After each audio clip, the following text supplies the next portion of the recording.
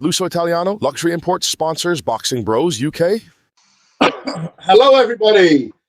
This is Boxing Bros UK. I am a host, Chris. This is my co-host, Andrew, the Boxing Brain. Hi, guys. So the topic for today is Ben Whittaker, Liam Cameron. What is happening? Is someone ducking? Who's ducking? Who's lying? What the fuck's going on? So we've got a few visual aids. So basically, we start with this tweet.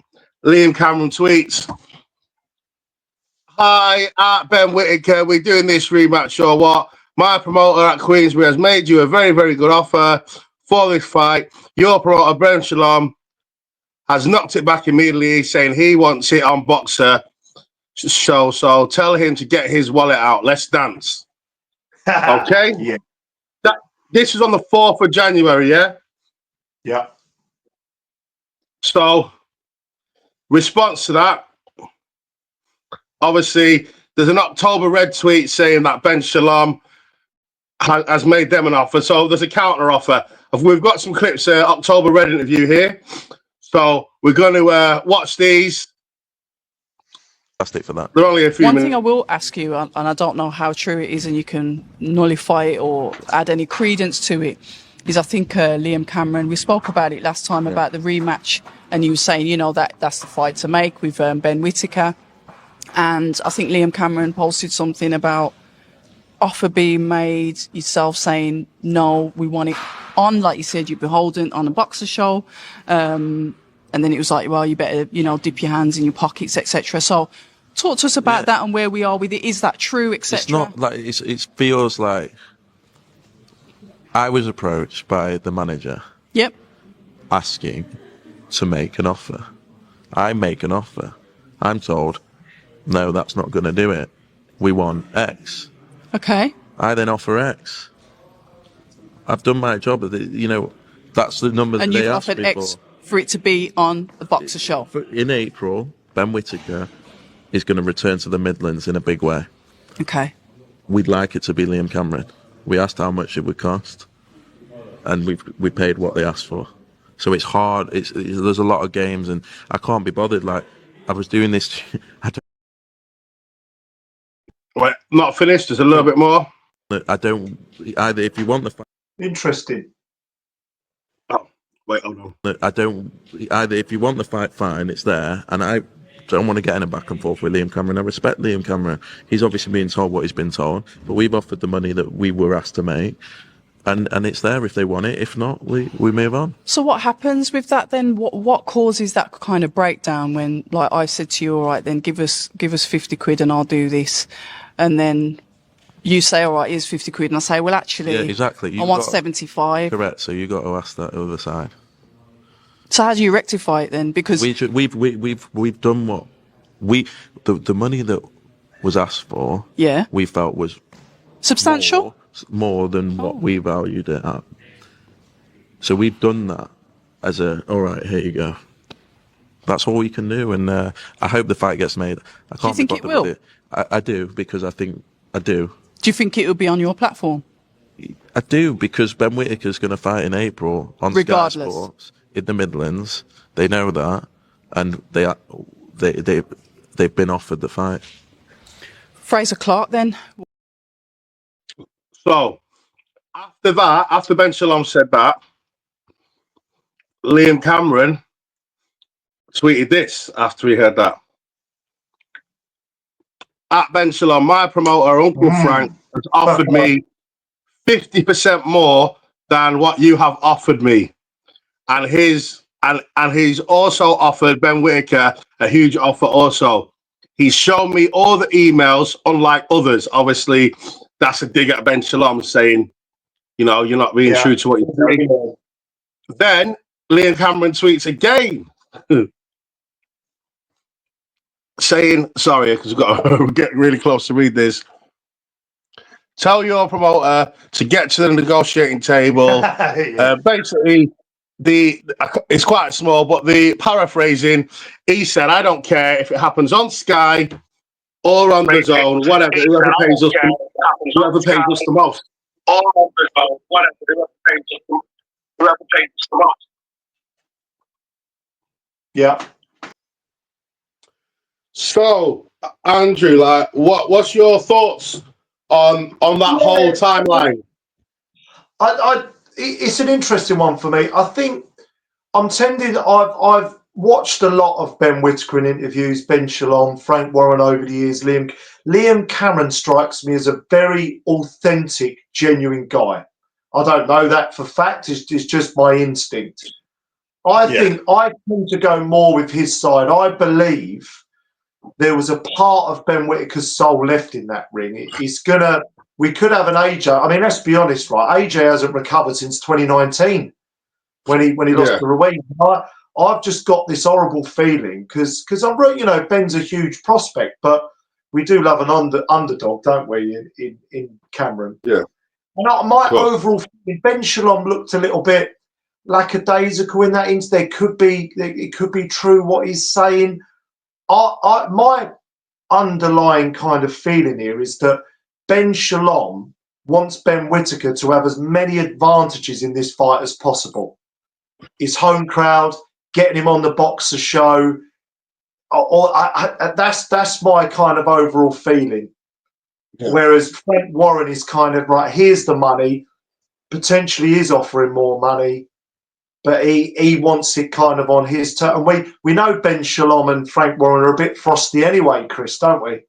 So exactly. What do you think? Do you agree, or have you got some kind of other thoughts? So, the way I see it, I'm playing devil's advocate here. Like, I think Ben Whittaker would take the fight if Liam Cameron said, "All right, then," accepted Ben Shalom's offer and said, "I'll do it." He would take the fight because it's going to be in Birmingham. He's headlining the show. So Ben Whittaker's headlining the show in Birmingham in April for his comeback. That's what Ben Shalom said. That's why he said they know this. So we don't know. Frank Warren's maybe said, right, you're gonna get paid twice as much, but you're not headlining. You're going on the February card instead, but you're gonna get paid twice as much or whatever. And then obviously, where Liam Cameron's he's got a manager now. He's got a promoter. He's got backing. He's not just on his own. So maybe, and they said no, and Ben Shalom said no, we're fighting in April in Birmingham. Doesn't matter how much money you're offering. I've got other fighters. Are you going to pay all their wages as well? This is the fight. This is the card that we're fighting on, which I can understand because he's got his business as boxer, and he's got a date arranged. He's booked a venue. Everything's already paid for. So I can understand that. And it's in Birmingham. Ben Whittaker's from Birmingham, so they need him to headline the show. I can understand all that. So when they said, right, you need to compensate, maybe they said they've offered Liam Cameron an offer, and Liam Cameron said, well, I'm getting paid twice as much as that from Frank, and so is Ben Whittaker. So if you want me to not fight on DAZN, you need to pay me such and such. And then Ben Shalom's saying that they agreed to that, but he's saying, well, maybe Frank Warren said to him, no, because you're actually going to have to fight in Birmingham, fight on that card, you need this in the contract. You want this in the contract. They've got to pay for your travel. They've got to pay for your manager's fee. They got, I don't know. Frank Warren said, don't like let them walk all over you. They want you to fight on their show. They need to pay you a big amount, and they need to do this. They need to do that. They don't let them take the piss if they want it on their show. So then that's what. And then obviously the boxing politics is stopping the fight from happening. I know. There's always going to be an element. I do think if Liam Cameron accepted it, he would take the fight. I think he's scared to fight him, but he knows he has to. And this is giving him a good escape to stay face. Yeah. Well, this is what I wanted to come on to, Chris, onto the next kind of topic around this. And we were looking today, and I was looking at sort of early this morning for, Ben. It's all a bit weird with Ben. Ben Whittaker's gone from being very pro social media, all over Instagram, all over Twitter. keeps deactivating his accounts, deleting posts. There's no update on his Twitter, on his X since February, I think it was. Or what's going on there? Like, he's deleted loads of stuff. He's gone radio silent. Now, on one hand, Chris, he's doing this because he's been told, right, just keep your head down, get back into training, get your head right. Right, that would make sense. I understand that. Or he's just completely bottled it. He knows he's been exposed. He knows the cat's out of the bag, and he can't front up the backlash. Which one is it? What do you think? Is it number one or number two, Chris? I think it's a bit of both. I think it's a bit of both. Like, he can't take the criticism. It's really affecting him. He doesn't think he's going to get the fight, and everyone's going to say that he's ducking. And like, it just seems like someone who can't take. Look at that guy who tried to take pictures of him in the airport. He's supposed to have a bad ankle, and he's chasing him around, smashing his. He just seems like he's a bit unhinged. Yeah, terrible. Like, he's a hot prospect. Like, Ben Shalom he's going to be worried. Because if he doesn't fight Liam Cameron and he fights some divvy and showboating and all that, some guy who no one's going to care, and everyone's going to slate him, and everyone's going to say, as soon as he finishes the fight, they're going to say, are you going to fight Liam Cameron next? Blah, blah, blah. Yeah. And I just think the only way this fight's going to happen is the way it happened in the first time on a Ryder show, where it's a collaboration of all promoters. Yeah. Because Ben Shalom is never, ever going to let him out of his contract to go and fight on, because he's under contract and he's under a long-term contract. There's no way that he's going to let Ben Whittaker fight on another show. That's not boxer, unless it's a Saudi card. I think it's somewhere in the region of $250,000 per fight, that contract, something like that. It's about 250K a fight he's getting. So, and he's going to be fighting regardless, like you said earlier. It definitely is a strange one. Like, it looks like Ben Shalom is trying to protect the timeline. First of all, it was poor matchmaking, right? Let's take this right back. Should never have put him in there with Liam Cameron in the first place. A guy who's not there to make you look good. He wants to rough you up. He's brilliant with the dark eye. He's my kind of fighter, to be honest. Don't get me wrong, I love the sweet science, but sometimes you've got to root for the guy, especially with his backstory. He's like, I'm just gonna chin down, walk forward, and I'm just gonna drag you into horrible dark waters. And that's exactly what he did. I don't know what, maybe they thought, Cameron would be a bit of an easy touch. Like, he's not got much left, and he's clearly got a fair bit left, by the way. So, bad matchmaking, then the whole debacle in the ring. Ben Whittaker gassed himself out after a good couple of rounds, kept trying to close the distance and start trading with Cameron when he should have used his amateur pedigree boxing on the outside. We know all of this. Because if he makes the adjustments, he can win this. But he's got to box from range and box long and not try and get in a fight with him. But that's going to be hard work, Chris, to do in a rematch. His legs are going to have to be on point. His gas tank's going to have to be on point. And it's going to be potentially, it's going to go the distance or a long way. It's going to be a long fight. So the whole thing for Ben Whittaker has been a disaster. That's what I'm driving at here, Chris. And then the social media stuff after the radio silence is making people question him more. So his profile, like, they're not going to get any return on their money. And that's probably another reason why Ben Shalom doesn't want him to fight on any other shows except for boxer shows, because he's like, I'm paying this guy all this money, I paid him all this signing fee, and his profile is destroyed. So why am I going to go and let him go and fight on a Frank Warren show and get like 10% of the earnings or whatever because I'm his manager? This fucking cunt owes me dough, and he's going to fucking earn that dough back for me. Can't get out the contract. But I can't see it from Ben Shalom's point, because his profile's shot to shit now, Ben Whittaker's. So why are you going to let him go and earn money for Frank Warren when you want me money? I fucking signed you. I paid you fucking nearly $250,000 to fight bums, and then you go and fucking make, and then in the space of a month, you fucking ruin all your profile, and I'm not going to earn fuck all from you. So I've got to earn maximum money out of you. Yeah. While I can and try and build back up, and I want my money. I want my money back. And he's not willing to take the gamble to say, okay, go and fight with Frank Warren on the zone, beat Liam Cameron, come back to Boxer, and we can rock and roll again. We don't want to take that risk. And you know why? In case he gets beat. And then it's even worse for him. Because then if he comes back and he loses to Liam Cameron, he's losing even more money than he already is.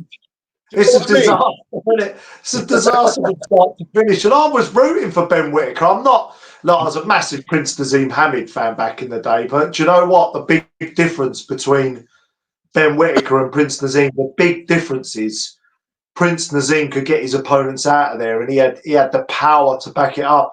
The one thing Ben Whittaker doesn't have is power. I think he's got to work with his S&C coach. I think he's got to be able to be able to sit on his shots. Well, I know that's not his natural style, I don't think, but you know, particularly like heavyweight, I think that's going to be an issue, especially if he gets past Cameron and moves on to the bigger hitters. Yeah. And the durable guys, they're going to get more and more durable as he goes along. I do worry about that, but you've inadvertently probably come up with the title for this video there, Chris. Ben Whittaker's profile is shot to shit. I think that's the one to leave with, because that's the overall story and narrative to this. His profile and his demeanor. You look at pre-Cameron, all these millions of Instagram views and TikTok, whatever else he's using, I don't know. You know, and he's this and he's that, and he's all the confidence and puffing and walking in, all the, you know, the shows about him, and now it's just the optics of it, Chris, like throwing the guy's phone and getting funny about that, you know, feigning the injuries, going over the ropes, looking like he probably wasn't injured the way he was kind of saying he was. The cryptic little tweets afterwards, and then deactivating his account. The radio silence is shot to bits, isn't it? Yeah. And the bottom line is, like, I believe, like Frank Warren and Liam Cameron. But I do understand why Ben Shalom is saying, listen, I'll pay you this much, but I ain't doing this, I ain't doing this, I ain't doing that. I'll pay you X amount, and then Frank Warren being the wind-up merchant, and he's got all the money and all the power right now. Whatever, say Ben Shalom's offered, said, all right, I'll agree to, let's keep it simple, like what October Red did. Let's say Ben Shalom said, all right, I agree to your 50 quid, that you want for the fight. Let's do it on Boxer. And then Frank Warren's gone, all right, I'll pay you 100 quid then. I'll pay you 100 quid, let's do it on the zone. And then gone back and said, and then he's gone back to Ben Shalom and gone, right, Frank said he'll pay £100 for both of us if we do it on the zone. And Ben Shalom said, but you said 50. And he went, well, Frank's saying he'll do it for 100 now. We're negotiating. And then Ben Shalom's gone, oh, I'm not doing that. You're taking this now. We're fighting in April in Birmingham. That's it. I've offered you what you asked for. You said no. Now you're asking for more. We're not doing it. That's what I think's happened. I think Sky Sports, the broadcaster, are wanting their cut, but just give them half the purse to Sky Sports. I don't know, compensate them somehow. But so what? In conclusion, Chris, or around, where do you? Well, the two questions I've got, and I'll answer after you, I suppose. Do you think this fight's going to happen in April, which I think it's been touted for? Definitely not. No, see, I'm hoping, I think it will, but I think that's more because my heart wants it to, because I love this fight. I think this is, I don't know, something's just caught my attention. I want this fight so bad. Brilliant, really brilliant fight. And I've got a feeling it won't happen, but I really want it to, Chris. I really desperately want this to happen. Yeah, and you know, I think it will happen in the future, though. It's Just not next. Look at Ben Shalom. Yeah, there was a purse bid. We'll go back to Ben Shalom's how he handled his affairs with his fighters. There was a purse bid, yeah, for Fraser Clark to fight Fabio Wardley, yeah, the first time. After Fraser Clark knocked out Dave Allen or Marius Quack, I can't remember which one. He said, this is out of his mouth, Fraser Clark, I'm the mandatory for the British title. I want Fabio Wardley next, yeah? Then Ben Shalom says, well, let's try and sort something out. He offers Fabio Wardley an offer. Eddie Hearn says, fuck that, let's go to purse bids, because we know we're going to outbid you for the fight because we want to fight. What does Ben Shalom do? Oh, if you're not going to accept my offer, I'm pulling the purse bid and the fight ain't happening. So it didn't happen. Fraser Clark's crying because he wanted to fight and he made himself look like a dick because he wanted to fight. He said he wanted to fight and he got pulled out of the purse bid. And then he had the fight next. So Ben Shalom's like calculated. He's trying to be like a businessman, trying to save his business and keep everything in house and do everything so it benefits Sky and Boxer. Yeah. He feels under pressure, doesn't he? He feels under pressure because of his obligations. And as a businessman, I understand that. But do you know what my overriding thought on this whole saga is? And I just wanted to get this little comment out there because it just came into my mind, and it's kind of what I'm running with. I think Liam Cameron has given Ben Whittaker full-blown PTSD, mate. It's like a guy who's gone out to war and has come back, and he never wants a part of that ever again. He's waking up at night, taking them hooks, gassed out, absolutely gas tanks gone. He just got Liam Cameron coming at him, smashing hooks at him and beating him up, and he's just honestly, I think he's got some kind of traumatic stress disorder out of this, and he's just I'm not, you know, I shouldn't sort of ridicule too much, but I'm jesting a little bit. But I genuinely think he's stressed beyond belief after that fight, and he just he can't cope. Yeah, I think you're probably right, because the way the fight, like when the fight was going, I think he was getting anxiety and having a panic. That's why he was gassing. Because an athlete of his level, of his training, you don't start gassing out after. It's not like he was throwing loads of punches. You don't start gassing out after 2-3 rounds, do you? Nearly 3 rounds, and you can see he's breathing heavy. That doesn't happen because you're working too hard. That was anxiety. He was having like a panic attack, and then it was getting worse and worse as Liam Cameron was coming on. I genuinely think that's why I'm not kind of, because it's a very serious condition, but I think there's some kind of mild PTSD there. And also, you making that point, very, very nervous energy in an athlete, because Ben Whittaker's fit as a fiddle. Who suffered from this in recent memory really badly? David Price. David Price was a major problem. Even said it himself, nervous energy, and he just used to tire him and drain his energy. There could be a problem there with Ben Whittaker moving forward, where the more pressure, some just can't under the lights, all the pressure. It looks like he loves it, but with those 10-ounce gloves on in that ring, mate, someone who's ready to go to warrior, it's then a different story. It's real. And I just wonder whether now Cameron's exposed that in him, like you said, that real anxiety. Look at some of the corner work as well. When his trainer and Ben Whittaker's looking around like he's got ADHD, like he's looking around the fucking arena. To be fair, he has actually got ADHD. He has actually got it, apparently. I didn't know that, but that's what it looks like to me. It looks like, but the thing, people with ADHD, they're using up energy all the time because they're constantly under a little bit of stress. His trainer was just telling him, calm down. There you go. I think we've psychoanalyzed it. If you look at the fight, he he wasn't really doing that much. Some stiff jabs, a little bit. It's not like he was letting his hands go like a beast. He wasn't like Manny Pacquiao style. He just wasn't. That's a really good point, right? Because I watched the fight back the other week. His punch output weren't massive, you know, at all. Not at all.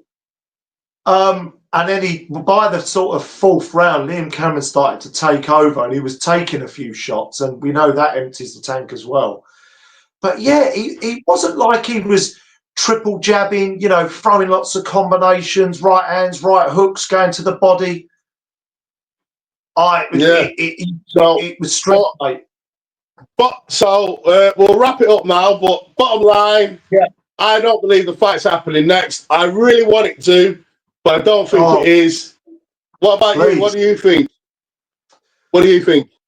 Yeah, I think I really hope it happens next. I'm wondering whether maybe it happens. I think I've got a feeling what they're going to do is do some sort of comeback, homecoming, Ben Whittaker homecoming, confidence builder. He can look good against. Yeah, get his profile back up. I think I'm getting my promoter head on again, management head. Then maybe throw him in there with Cameron and try and right that wrong. And also, just to add, I think Cameron's just one of those fighters for Ben Whittaker where he's got his number. If that fight does happen, I think Cameron wins. Yeah, personally. Cameron over here, Team Cameron. All right, like and sub. Like and sub, guys. Like and sub.